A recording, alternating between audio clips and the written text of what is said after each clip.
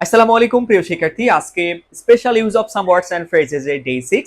আশা করছি তোমরা পূর্বের ডে 1 2 3 4 5 পাঁচটা ক্লাসই সুন্দর করে কমপ্লিট করেছো। যেহেতু ইংলিশ সেকেন্ড পেপার টপিক আর ক্লাস নেওয়া হচ্ছে আমার সেকেন্ড পেপার লেকচার বই থেকে, অর্থাৎ আমি তোমাদের সেকেন্ড পেপার যে ক্লাস নিচ্ছি আমার এই সেকেন্ড পেপার লেকচার বুকটি থেকে। ওকে প্রিয় শিক্ষার্থী, আর তোমরা যারা ইংলিশটা নিয়ে অনেক বেশি টেনশনে আছো, ইংলিশের ফার্স্ট পেপার সেকেন্ড পেপার একদম বেসিক টু অ্যাডভান্স একটা গোছানো প্রস্তুতি নিতে চাও, তুমি এইচএসসি ফার্স্ট ইয়ার হও অথবা সেকেন্ড ইয়ার হও, কোনো টেনশন করতে হবে না। তুমি নির্দ্বিধায় আমার basic to advance paid course enrol করতে পারো। তুমি ভর্তি হওয়ার পর যদি আমার কোর্সের গাইডলাইনটা ভালো করে ফলো করো, ঠিকঠাক মতো স্টাডি করো, ঠিক মতো ক্লাসগুলো করো, তাহলে আমি তোমাকে আশ্বস্ত করে বলছি তুমি ইংলিশে অবশ্যই অবশ্যই ভালো করতে পারবা ইনশাআল্লাহ। সো একটুও দেরি করবে না, তুমি যত দ্রুত যখনই ভর্তি হবা তখন থেকে কিন্তু তোমার প্রিপারেশন শুরু হয়ে যাবে। সো দেরি না করে, সময় নষ্ট না করে, তুমি যদি চাও যে একটা গোছানো প্রস্তুতি নিবা, তাহলে নির্দ্বিধায় আমার বেসিক টু অ্যাডভান্স কোর্সে ভর্তি হয়ে যেতে পারো। চলো আমরা ক্লাসে চলে যাচ্ছি। Roll number 11। রোল নাম্বার 11 হচ্ছে as soon as. Okay, as soon as অর্থটা কি? যেই মাত্র। নোটটা খেয়াল করে দেখো, কোনো একটি ঘটনা ঘটার সাথে সাথে আরেকটি ঘটনা ঘটা বোঝাতে অ্যাজ সুন অ্যাজ ব্যবহৃত হয়। এই অ্যাজ সুন অ্যাজ এর ব্যবহারে আমরা একটা টেকনিক মনে রাখতে পারি, বাট এই টেকনিকটা সবসময় কিন্তু কাজে লাগবে না, অর্থটাই হচ্ছে মেইন। বাট আমি সবকিছু ক্লিয়ার করে দিব, জাস্ট একটু টেকনিকটা বলে রাখি যে গ্যাপের আগে পরে, গ্যাপের আগে এবং পরে কি টেন্স থাকবে? পাস্ট টেন্স থাকবে। ক্লিয়ার? পাস্ট টেন্স থাকবে। গ্যাপের আগে এবং পরে পাস্ট টেন্স থাকবে সাধারণত। এখানে আমরা কি বসাবো? As soon as. তবে আবারও বলছি, সব সময় কিন্তু এই টেকনিক কাজে লাগবে না, অর্থটা হচ্ছে মেইন। যে একটা কাজ হতে না হতেই আরেকটি কাজ সংগঠিত হওয়া, এই ক্ষেত্রে অ্যাজ সুন অ্যাজ ব্যবহৃত হয়। আচ্ছা, আমি তাহলে তোমাদের এক্সাম্পল দিয়ে বোঝাচ্ছি, ভালো করে খেয়াল করো।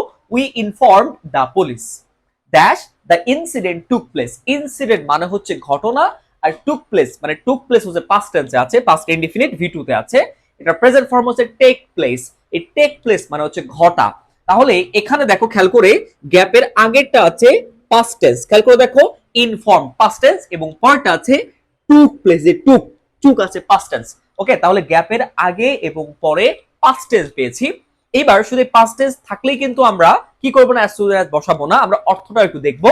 সেটা হচ্ছে we inform the police as soon as the incident took place. অর্থ খেয়াল করো, ইনসিডেন্ট মানে ঘটনাটি ঘটতে না ঘটতেই আমরা পুলিশকে ইনফর্ম করেছিলাম। ঘটনাটি ঘটতে না ঘটতেই আমরা পুলিশকে ইনফর্ম করেছিলাম। একটি কাজ ঘটতে না ঘটতেই আরেকটি কাজ সংগঠিত হওয়া, এখানে বসে অ্যাজ সুন অ্যাজ এর ব্যবহার। পরে কি বলছে? বাট কিন্তু the police did not arrive, police পৌঁছায় নাই। ওকে, তাহলে এখানে খেয়াল করে দেখো ডিড নট, এইটাও কিন্তু পাস্ট টেন্স আছে। তাহলে আমরা টেকনিকটা বুঝতে পেরেছি যে গ্যাপের আগে এবং পরে পাস্ট টেন্স থাকলে আমরা সেখানে অ্যাজ সুন অ্যাজ বসাতে পারি। তবে আবারও বলছি, এই টেকনিক কিন্তু সব জায়গায় কাজে লাগবে না, কারণ কোন ক্ষেত্রে দেখবো যে আগে পরে পাস্ট টেন্স নাই, তারপরেও সেখানে কি হবে? অ্যাজ সুন অ্যাজ বসবে। তাহলে মূল বিষয়টা কিন্তু অর্থটা খেয়াল রাখতে হবে, তুমি টেকনিকটা মনে রাখবা আর কি। যখন দেখবা গ্যাপের আগে পরে পাস্ট টেন্স আছে, তখন তুমি অ্যাজ সুন অ্যাজটা বসিয়ে দেখবা এখানে যে কোনো কাজ হতে না হতেই হচ্ছে কিনা, বা এই রুলটা এখানে অ্যাপ্লাই করা যাচ্ছে কিনা, মিনিংটা হচ্ছে কিনা, তাহলে অ্যাজ সুন অ্যাজ বসিয়ে দিবা। ওকে, তাহলে এখানে কি বসবে?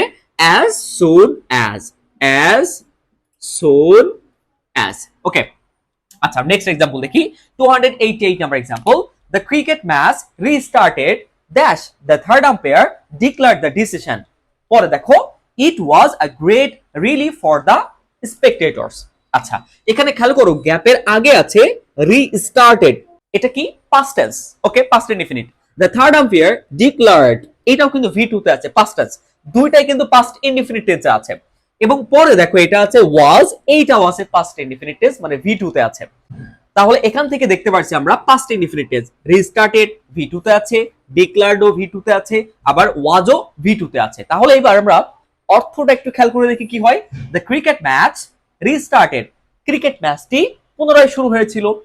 As soon as the third umpire declared the decision, অর্থাৎ থার্ড আম্পায়ার সিদ্ধান্ত ঘোষণা করতে না করতেই ক্রিকেট ম্যাচটি পুনরায় শুরু হয়েছিল। অর্থ কিন্তু মিলেছে। তাহলে এখানে কি বসবে? As soon as. Okay, as soon as. It was a great relief for the spectators, এটা ছিল একটা বিশাল রিলিফ ফর দ্য স্পেকটেটরস মানে দর্শকদের জন্য। ওকে, আচ্ছা, আশা করি দুইটা ক্লিয়ার হয়েছে। আমরা টেকনিকটা মনে রাখবো। 289 নাম্বার এক্সাম্পল দেখো, play is delayed due to rain. খেলা বৃষ্টির কারণে দেরি হয়। আচ্ছা, ইট উইল রিজিউম, এটা পুনরায় শুরু হবে, ড্যাশ দ্য রেইন স্টপস, বৃষ্টি থামতে না থামতেই। তাহলে এখানে কি বসবে দেখো, অর্থ খেয়াল করে দেখো, এই টেকনিক কিন্তু এখানে কাজে লাগতেছে না, যে গ্যাপের আগে পরে পাস্ট টেন্স থাকবে, এই টেকনিক কিন্তু এখানে কাজে লাগছে না। খেয়াল করো তাহলে, ইট উইল রিজিউম এটা কিন্তু ফিউচার ইনডিফিনিট টেন্স, এবং এটা হচ্ছে the rain stops present indefinite tense. তাহলে একটা ফিউচার এবং প্রেজেন্ট আছে। তারপরে এখানে কি বসবে, অ্যাজ সুন অ্যাজ, কিসের উপর ভিত্তি করে, অর্থ, অর্থ বুঝতে হবে, মিনিং।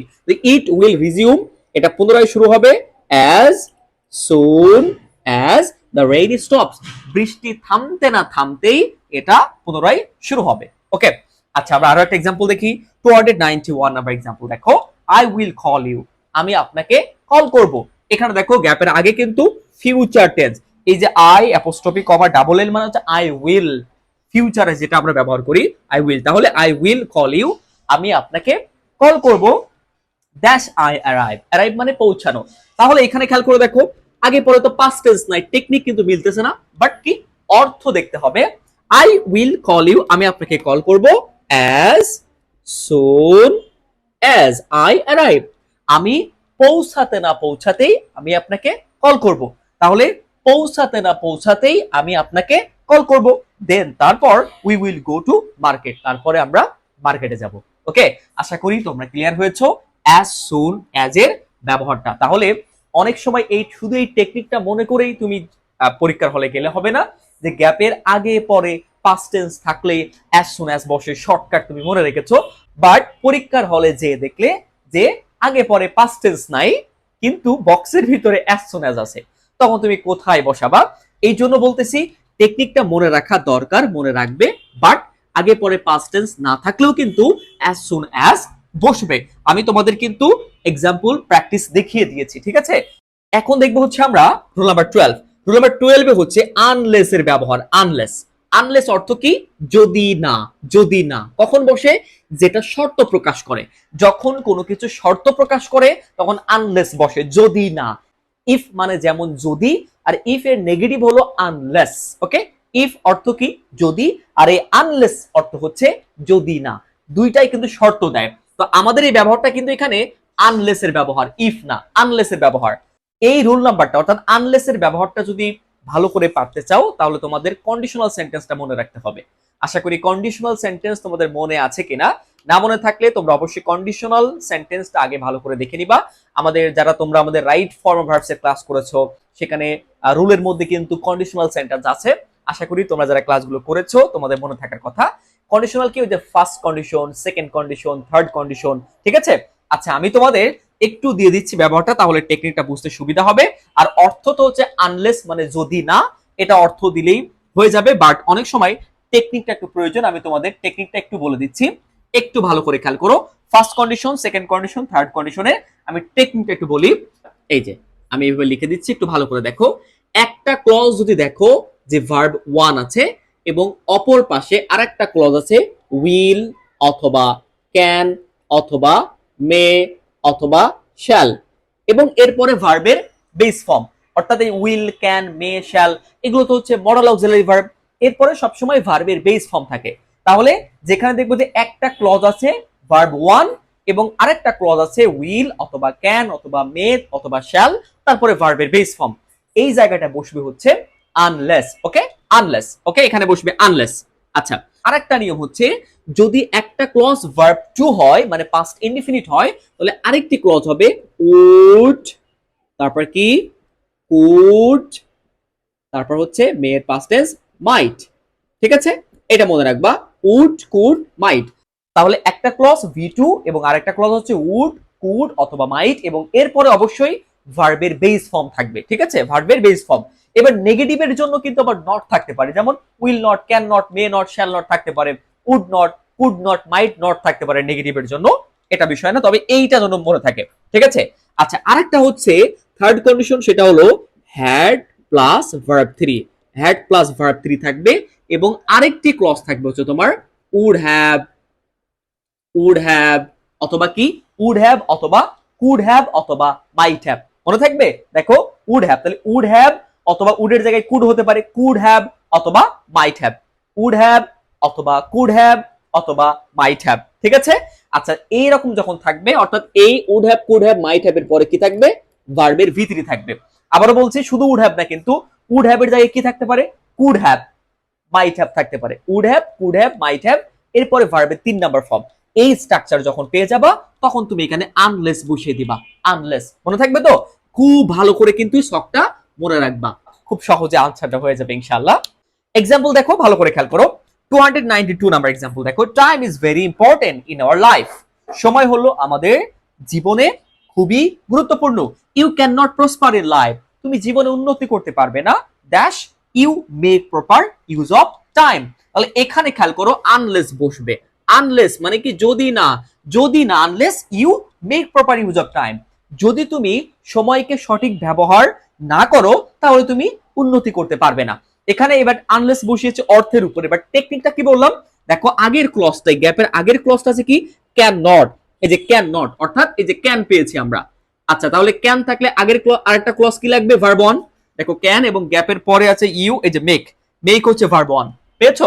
তাহলে একটা হলো ক্যান, মে, শ্যাল অথবা উইল থাকবে, আরেকটা হলো ভার্ব অন থাকবে। তাহলে এখানে কি বসবে? আনলেস। ওকে, আরেকটা এক্সাম্পল দেখো। Dash the young man works hard, he will. এবার দেখো, যদি গ্যাপটা প্রথমে থাকে তাহলে একটা ক্লজ, তারপরে কমা, তারপরে আরেকটি ক্লজ। তাহলে আমরা এই দুইটা ক্লজের ভার্ব দেখবো। এখানে দেখো দ্য ইয়াং ম্যান ওয়ার্কস, ওয়ার্কসটা কি? Verb one. আর পরেরটা দেখো উইল নট, এই যে উইল আছে, তাহলে ভার্ব ওয়ান এবং আছে কি? উইল। আবার বলেছি নেগেটিভের জন্য নট থাকতে পারে, সমস্যা নাই, তবে উইলটা খেয়াল করবা, উইল, ক্যান, মে, শ্যাল আছে কিনা। ওকে, তাহলে এখানে কি বসবে? আনলেস বসে যাবে। Unless, clear? আনলেস, আনলেস বসে যাবে এখানে। ক্লিয়ার হয়েছে? 295 নাম্বার এক্সাম্পল ভালো করে দেখো। The man was seriously injured in an accident, he would have died dash he had been taken to a nearby hospital. Nearby hospital. আচ্ছা, এবার টেকনিকটা খেয়াল করো। গ্যাপ আছে, গ্যাপের আগে কি আছে দেখো তো? উড হ্যাভ, তারপরে ভি3। এই যে would have, could have, might have plus ভি3। আমরা উড হ্যাভ পেয়েছি এবং ভি3 পেয়েছি, উড হ্যাভ। তাহলে এই যে উড হ্যাভ পেয়েছি আমরা, এবার পরবর্তী ক্লজটা কি আছে দেখো? হ্যাড বিন, অর্থাৎ এই যে হ্যাড বিন, হ্যাড প্লাস ভি3। এই দেখো উড হ্যাভ প্লাস ভি3 এবং এই পাশে হচ্ছে হ্যাড প্লাস ভি3। তাহলে এখানে কি বসবে? আনলেস এর ব্যবহার, এখানে আনলেস বসে যাবে। ঠিক আছে? এখানে কি বসবে? আনলেস। ক্লিয়ার? আশা করি তোমরা নিয়মটা বুঝতে পেরেছো। তো প্রিয় শিক্ষার্থী, তোমরা যারা ইংলিশটা নিয়ে অনেক বেশি টেনশনে, অনেক বেশি ডিপ্রেশনে আছো, একটা গোছানো প্রস্তুতি নিতে চাও, তাহলে তুমি নির্দ্বিধায় আমাদের বেসিক টু অ্যাডভান্স পেইড কোর্সে ভর্তি হতে পারো। ইনশাআল্লাহ, ইনশাআল্লাহ গাইডলাইন ফলো করলে অবশ্যই অবশ্যই তুমি ভালো করতে পারবে ইনশাআল্লাহ। আজকে এই পর্যন্তই। সবাই ভালো থাকো, সুস্থ থাকো। আসসালামু আলাইকুম।